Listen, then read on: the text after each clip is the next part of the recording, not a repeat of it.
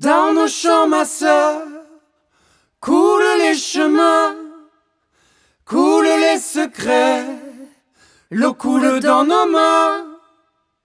Marche, marche, ma sœur, je t'envoie mon refrain. Réveillons la terre, effaçons les frontières. Souffle les poussières, je vois les dunes au loin. Bientôt la terre est boue et la fin du désert.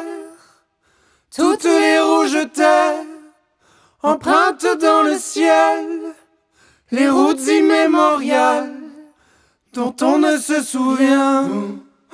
Dans ce mirage ambulant de véhicules cabossés, les hommes avaient le sentiment d'avoir bel et bien suivi le rêve.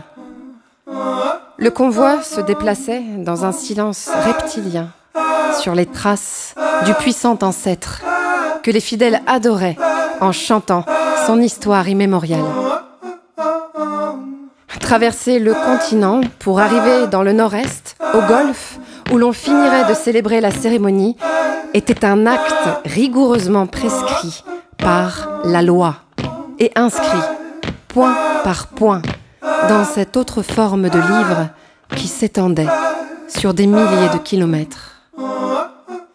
La cérémonie redoutée traversait les chemins poussiéreux et perdus des temps anciens, chemins qui se croisaient et se recroisaient, comme de longs spaghettis, en passant dans de nombreuses communautés aborigènes, désormais vides.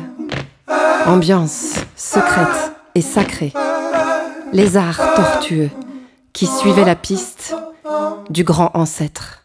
Dans nos champs, ma sœur, coulent les chemins, coulent les secrets, l'eau coule dans nos mains.